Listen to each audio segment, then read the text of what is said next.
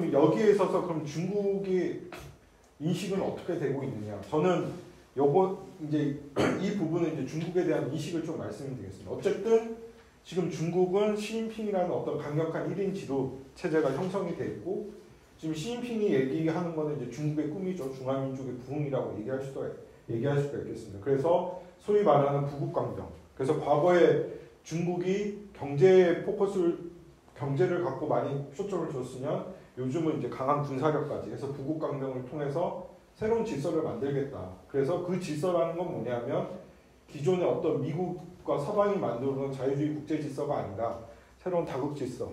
그러니까 모든 극이 미국도 하나의 극, 유럽도 하나의 극, 중국, 러시아 이런 극이 같이 이게 서로 상호 평등적인 어떤 하나의 국가가 일방적으로 모든 걸 좌지우지하지 않는 이러한 것들로 이제 맞춰 나가겠다는 거죠. 그리고 지금 중국이 얘기하고 있는 신형 국제관계, 인류 문명 공동체도 어떤 측면에서 보면 이 다국질서와 유사한 부분이 많아요. 그거는 모든 국가를 상호 평등한 관계, 어느 국가가 일방적으로 지시하고 이런 관계가 아닌 새로운 질서로 만들어 나가자. 그래서 그런 차원에서 이제 러시아와의 어떤 협력이 강화되고 있는 것이고, 아까 근데 여기에서 또 봐야 되는 건 지금 미중이 어떻게 보면 헤게모니 경쟁을 벌이고 있죠. 패권 경쟁을 하고 있고, 지금 전 방위 분야, 경제, 정치, 사회, 군사 모든 분야에서 지금 이런 것들이 본격화되고 있는 이러한 것들도 같이 지금 함께 맞물려서 지금 나타나고 있다는 것입니다. 그래서 중국은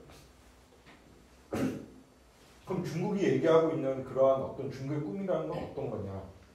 저는 어떻게 보면 중국이 이제는 대국에서 강국으로의 어떤 변신? 그러니까 그 강국이라는 거는 어떤 자신이 생각하는 의지들을 투사할 수 있고 변화시킬 수 있는 게 강국이거든요. 그래서 중국이 지금 이렇게 얘기하는 새로운 담론, 국제질서 담론도 저는 중국 입장에서 되게 중요한 하나의 전환점이라 생각합니다. 왜냐하면 과거에 중국은 그렇게 자기네들이 어떤 담론을 주장하거나 그런 담론을 위주로 이렇게 이 국제 질서에 있어서의 어떤 영향력을 행사하진 않았어요. 그러니까 주로 어떻게 보면 되게 수동적이었죠. 미국이 만들어 놓은 틀 안에서 따라갔는데, 근데 문제는 지금 그러한 어떤 그동안 미국이 만들어 놓은 틀에서 보니까 이게 상당히 문제점이 많다는 것을 이제 발견하게 된 거죠.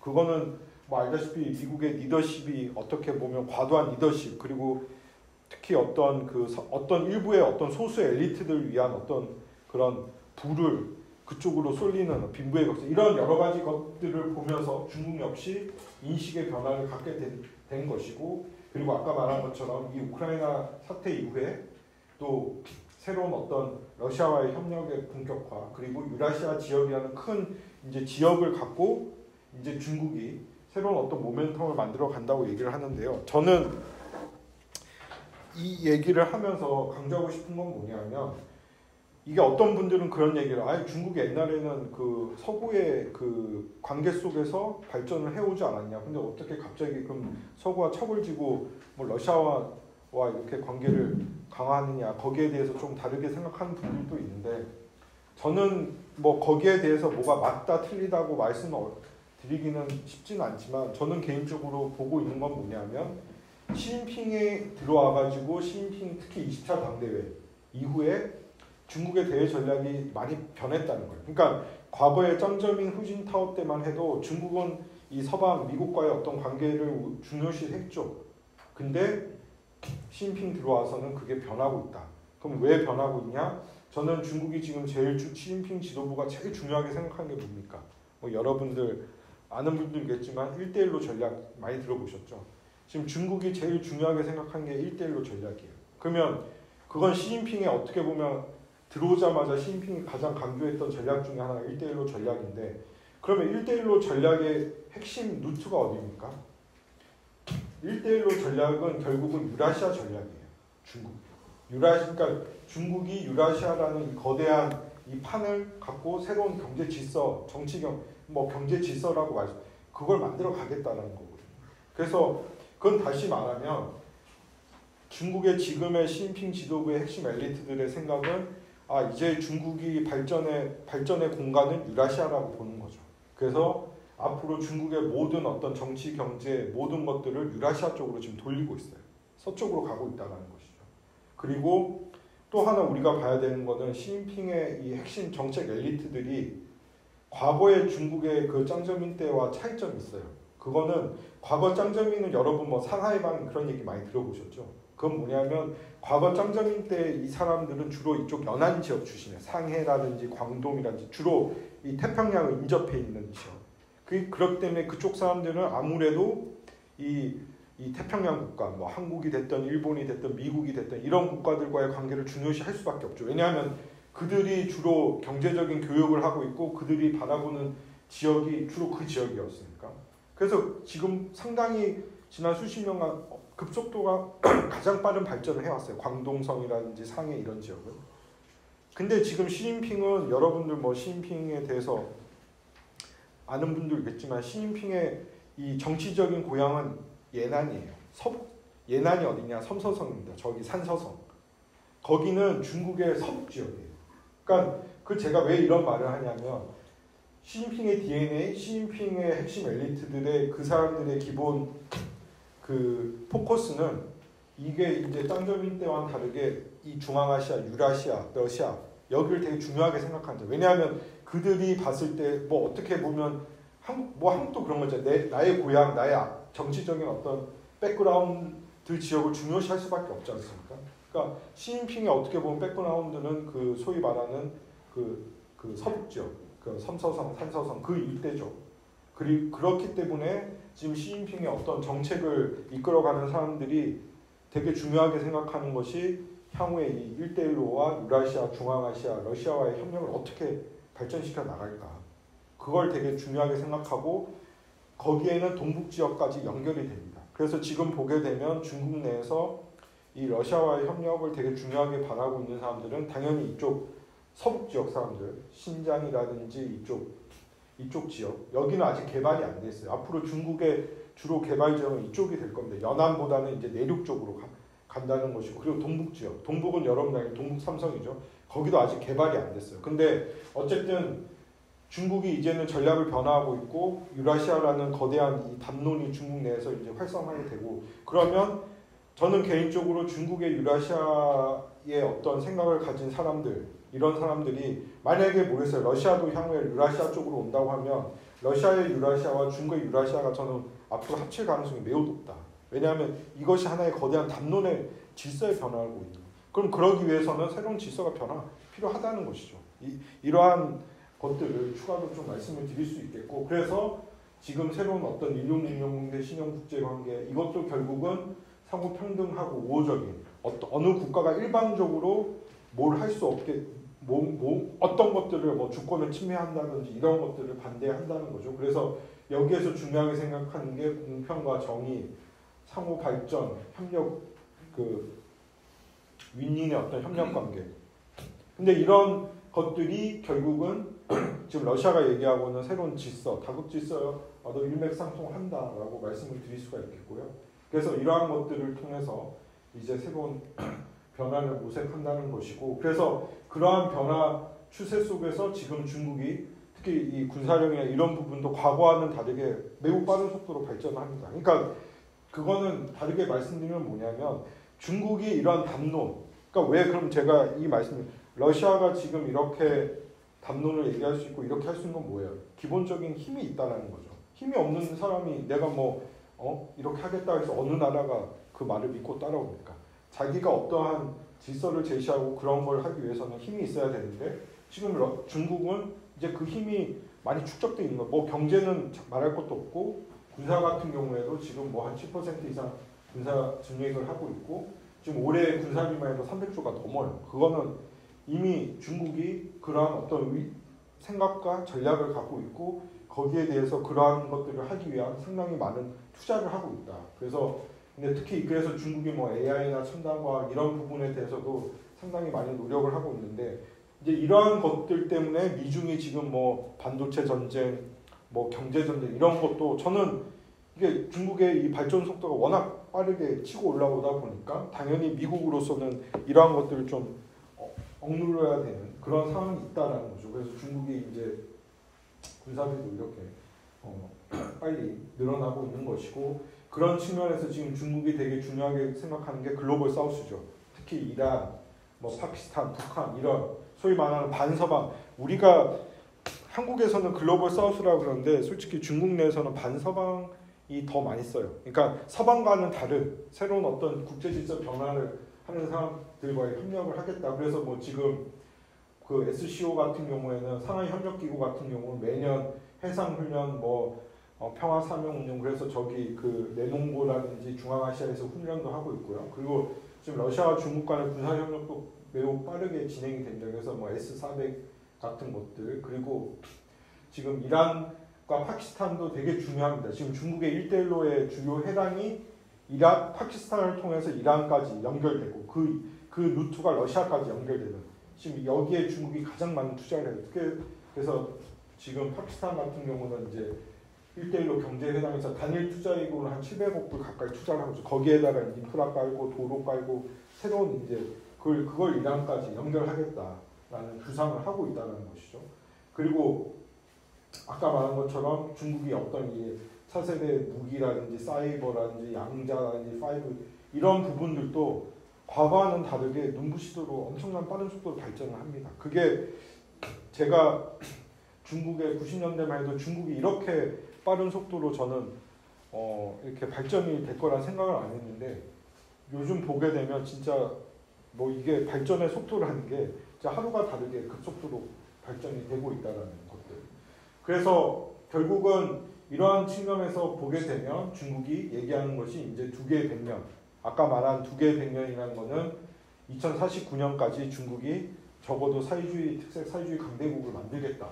그리고 하나의 100년은 그게 공산당 100년이에요. 공산당 건국 100년. 그게 몇 년 전에 이제 100주년 때 이미 그건 달성을 했고 나머지 100년은 이제 중국 건국 100년이 되는 이때 이제 소위 말하는 이제 새로운 강대국을 만들겠다. 그래서 그런 걸 위해서 지금 중국이 뭐 사회주의 현대화라든지 여러 가지 이 조치들 그리고 여기에서 근데 중요한 거는 중국이 사회주의 현대화 강국을 위해서 중요한 건 경제와 국가 안보가 둘 다 중요하다는 거죠. 그러니까 과거에는 경제적인 측면을 되게 중요하게 생각했다고 하면 앞으로는 이 안보도 중요하게 생각을 하고 그리고 새로운 어떤 물질 문명과 정신 문명을 새롭게 조화를 시키고 그리고 새로운 어떤 소프트 파워 이런 부분에 대해서도 이제는 여기에 대한 투자도 이제 앞으로 확대시켜 나가겠다라고 얘기를 합니다.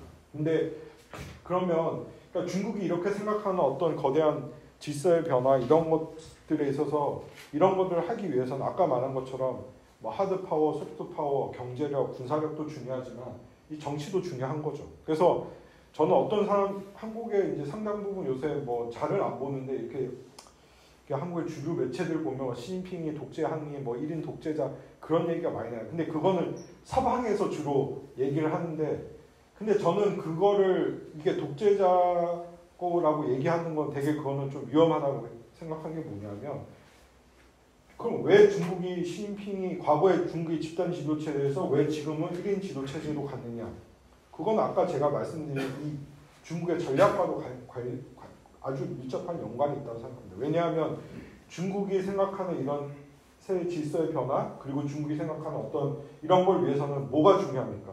리더십이 중요한 거예요. 이거는 그러니까 여러분들이 아는 중국이 왜 시진핑이라는 이 강력한 이 리더를 중심으로 새로운 정치 체제를 만들어 가느냐? 그거는 강력한 리더십이 없으면 이거를 추진할 수가 없는 거죠. 만약에 이게 서로 다른 여러 명의 사람들이 어떤 하나의 중요한 안건을 갖고 이렇게 다투고 내부 분열이 되면 이게 되겠습니까? 안 된다는 거죠. 뭐 여기에 대해서는 또 다르게 생각하는 사람도 있어요. 아 그게 뭐 여러 명이 모이면 더 좋지 않냐? 좋을 수도 있겠죠. 그렇지만 지금 중국같이 이런 14억 인구 그리고 다민족 국가 중국은 56개 민족입니다. 하나의 민족이 아니에요. 수많은 민족이 엎혀져 있고 그 큰 인구 14억이라는 게 말이 14억이지 이게 우리가 상상을 초월하는 거예요. 그럼 이 거대한 국가를 이끌어 가려면 당연히 강력한 리더십이 필요한 거예요.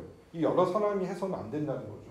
그래서 저는 그런 측면에서 보면 그래서 중국이 지금 새로운 어떤 집단 지도 체제로 그러니까 1인 시진핑 체제로 유지가 되면서 시진핑을 훨씬 더 옆에서 보좌를 해주면서 이 전략을 펼쳐나간다. 근데 어떤 사람들은 여기에 대해서 되게 좀 부정적으로 보는 사람들이 많아요. 근데 저는 개인적으로 시진핑이 아무리 이 사람이 뭐 과거 마오같이 강력한 파워를 갖고는 있다고 하지만 이미 중국이라는 나라가 과거 문혁이나 과거 마오 때랑은 다릅니다. 이 중국이 지금 세계 제2의 경제 대국이 됐고 이미 상당 부분 시스템화가 돼 있어요. 관료화가 중국은 엘리트 관료들이 꽉 모든 걸 움직이고 있습니다. 그러니까 그건 다르게 말하면 중국에서의 어떤 고위 관료가 되기 위해서 수많은 관문을 거쳐야 돼요. 그냥 쉽게 되는 게 아니에요. 뭐 관시 있다 이제 그런 게 아닙니다.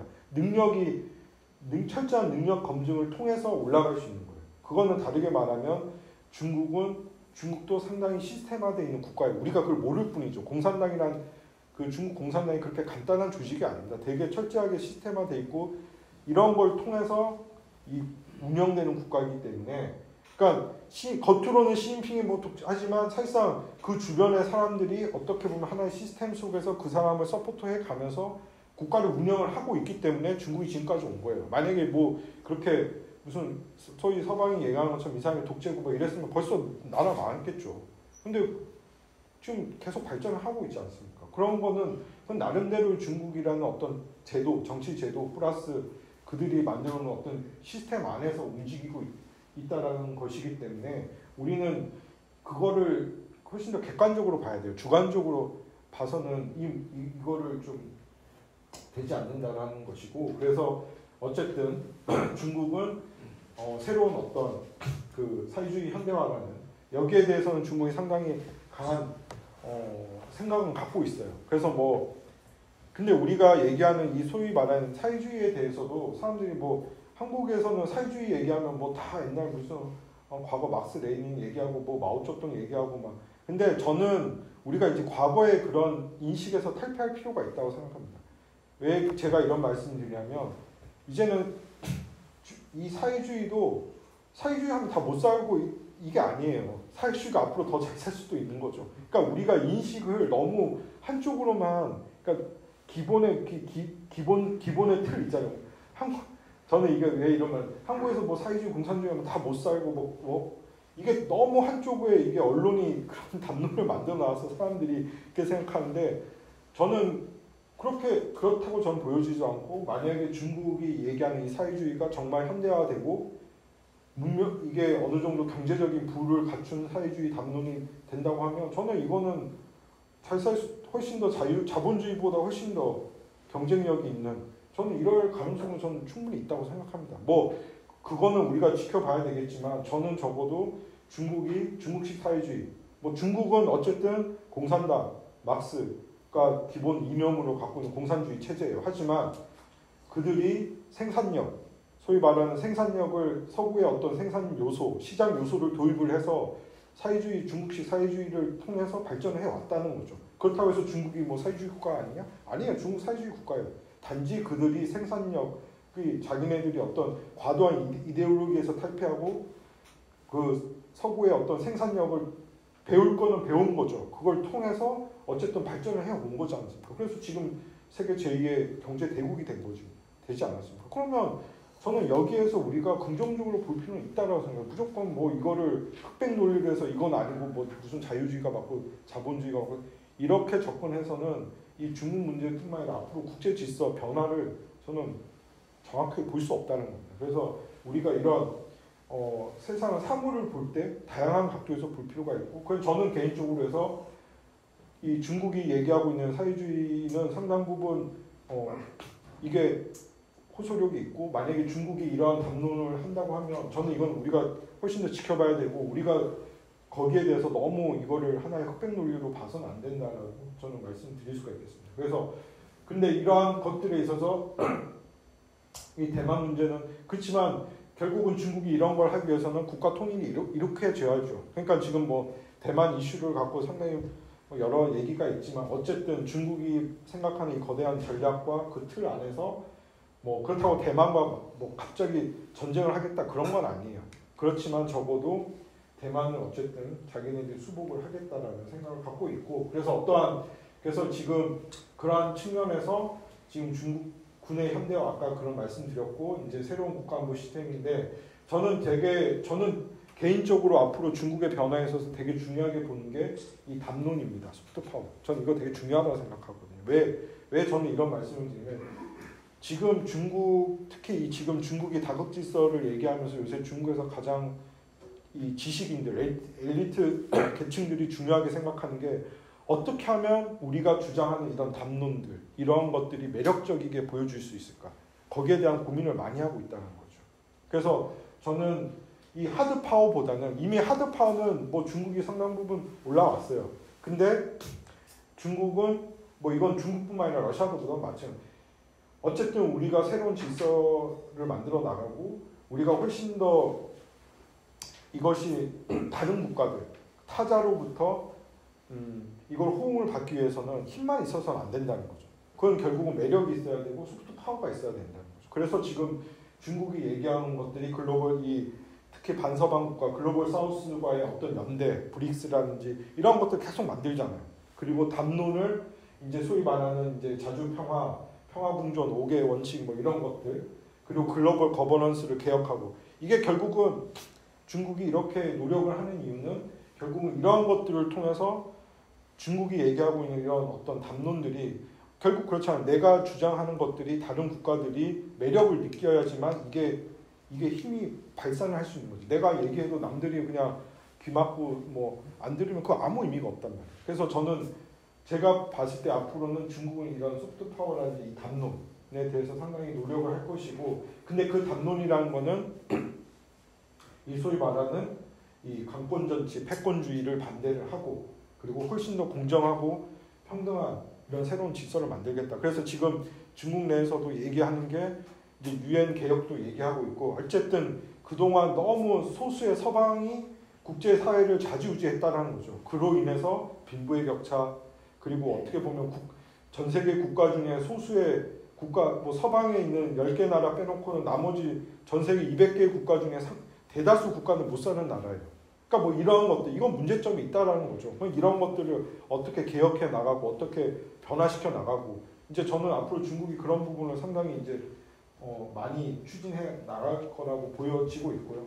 근데 이제 그러한 것들을 위해서 중국이 뭐 이제 내부적인 경제 성장 발전의 전환 같은 것들 그리고 어쨌든 디커플링을 지금 하고 있고 미국은 이제 중국과 뭐 이제 탈동조화를 하고 있지만 그래서 그럼 오케이 그러면 우리는 브릭스라든지 상하이 협력기구 이런 것들 그리고 중국이 이미 자체적인 어떤 파워가 있지 않습니까? 하드 파워 뭐 제조 능력이나 이런 거는 세계 넘버원이지 않습니까?